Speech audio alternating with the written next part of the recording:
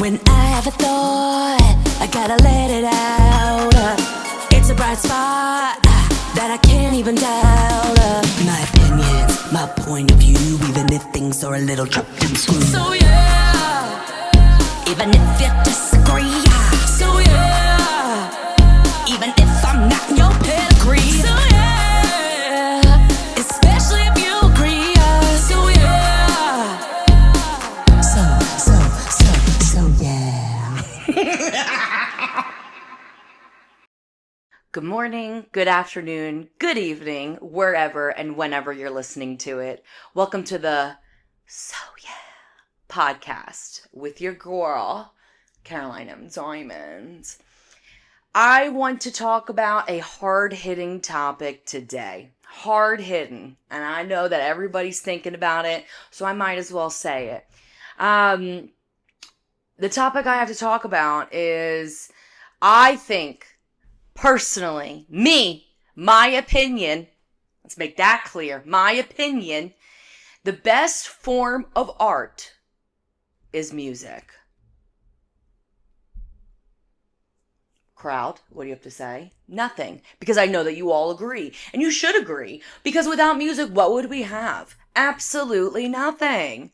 I can't dance without having music to listen to. What am I going to dance to? The rustling of the leaves on the trees? I mean, maybe in like a contact improv class, but I need to shake my ass. What am I supposed to do without music? And like, you know, I love movies and TV shows, but I think I would prefer music over television, which sounds a little crazy, but oh well. And I was talking about this with my roommates, and Kylie decided to say, well, without architecture, we wouldn't have a house or we wouldn't have a car, which, you know, is a really great perspective and point of view. And yet, I still need music. I still need music over a building. I'm sorry. I do. I really do. And there was this one time I had this, you know, side gig, and I was talking with this one girl who had a shitty personality, so I should have known from the start. But I digress. And we were talking about music, and she was like, yeah, I don't really like listen or like music. And I was aghast, bitch. I was like, what? I'm like, first of all, I should have known because you have a terrible personality that you wouldn't like music. Second off, what do you mean you don't like music? You go into your car and you don't listen to anything? Although, sidebar, I am at an age sometimes where I do get in the car and I need the silence. I now understand why my mother would sometimes just sit in the car in silence. Sometimes you just need space to think, okay? And although I still love music. So this girl, I was like, what do you mean you don't like music? She's like, yeah, I just like don't really get it. What do you mean you don't get music? You don't have taste. You don't have a will to live. Why would you even say that? Like, oh my God, go back to the drawing board, bitch. So anyway, all that to say is I think that the best art form is music. And if you disagree with me, you can leave a comment. So yeah. As we've been listening on the podcast, if you've been listening to every episode, because you should, they're only 15 minutes long or less, I've been watching a lot of movies, ranging from really old of like the 50s to current and everything in between. And I have a PSA to Hollywood. Hollywood, are you listening? You should. We gotta stop. We gotta stop with the HD cameras. I'm fucking done. I don't want it anymore. We don't need to see 4000K, and I don't need to see everybody's chin hairs and pores on their face. I don't need to see it. I don't want to see it. Even like going back to like 90s, like 90s has a great like film and filter, like a natural filter that's on the cameras. And even going back further to like Technicolor, ooh bitch, the 60s, 70s camera work. Oh, let's go back there because I am tired. I don't want to be in the room with them, okay? I am using this form of escapism from my fucking destitute life, okay? And I don't need to be in the room with them to be in the scene. I don't need to see every follicle, every pore, every crinkle and crackle in their crow's feet. I don't need to see it. And I don't want to see it. Can we like do the technology somewhere else? Like maybe, I don't know, curing cancer? Somewhere actually worthwhile. I think it's more worthwhile to cure cancer than to have an HD camera for, Love Island. I don't watch Love Island, as we know, because I don't need a part-time job with a television show. But you know what I'm saying? Like, I don't need to see it. I don't need to see every little dent in somebody's cellulite. Let somebody live freely, okay? So again, HD cameras, take it down a notch. Go back to Technicolor. I'm sure you got it in the files at Sony. I'm sure that camera still exists somewhere. Dust it off and bring it back. Bingo. So yeah. This section of the podcast is called Currently, and it's everything that I, Caroline M. Diamond, is currently reading, watching, and listening to. Okay, I gave myself some extra time from the beginning part of the episode so I can really dive into this and talk so deeply about it because I'm so passionate about it. Recently, as we know on the podcast, my friend Madison and I, we've been watching, we have a grandmaster list of things that we've seen, we haven't seen, trilogies, whatever it is. And on our list for a long time has been the Magic Mike series.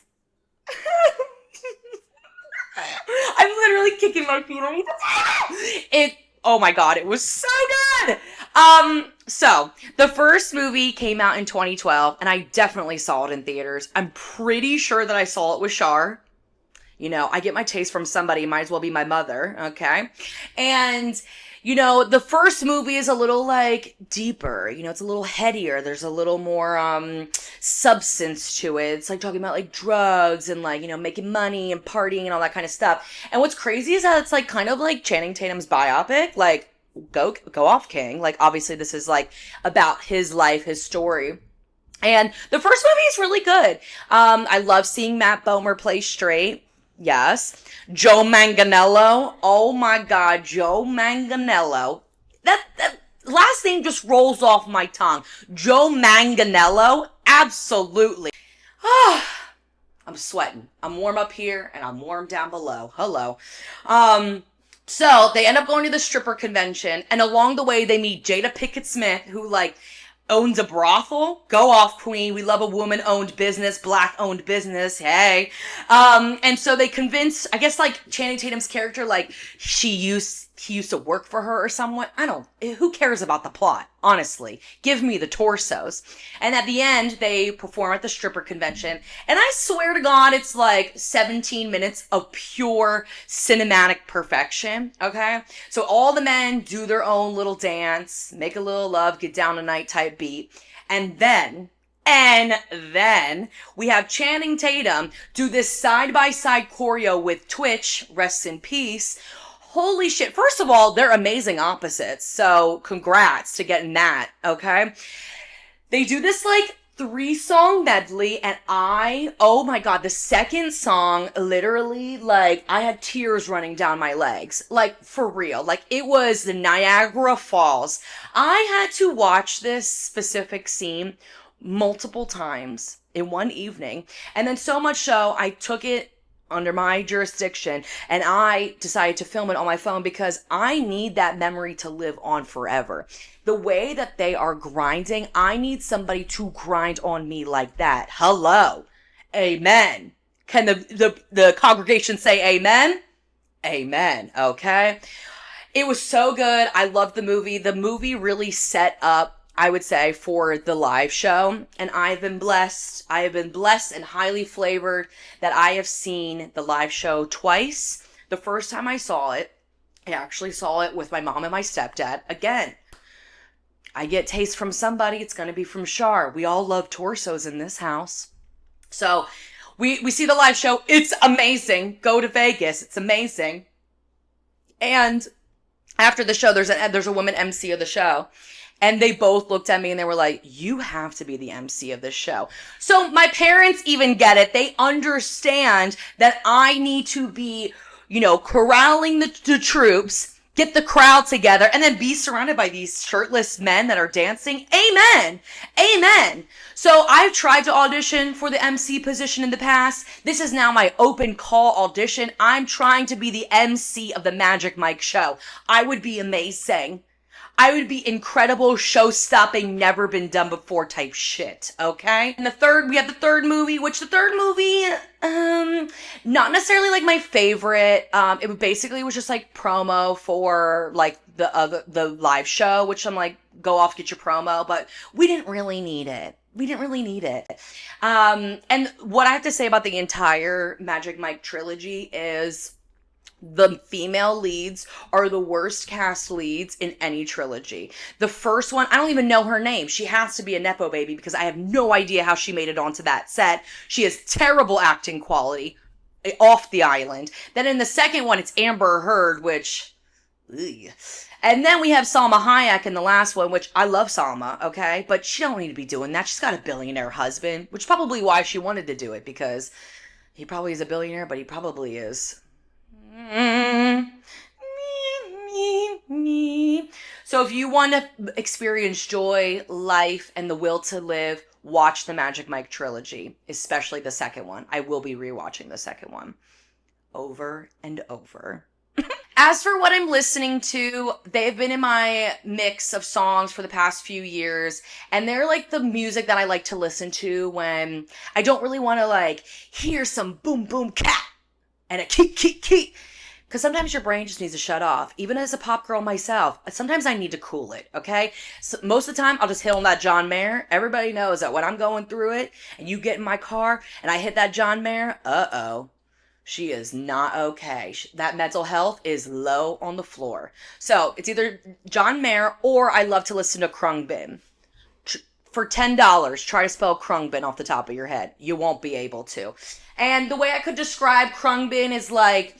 you know, I would say it's like rooted in jazz, but it's not like jazzy, but it's like smooth, and it's kind of like on a beach, like PCH, but you know, we're also maybe in Italy. I don't know. There's just like a vibe to it. It's hard to explain. But I saw them at Coachella 2 years ago, and they were so good. They were amazing, but they did not speak the entire time. So I was like, is this still the same song?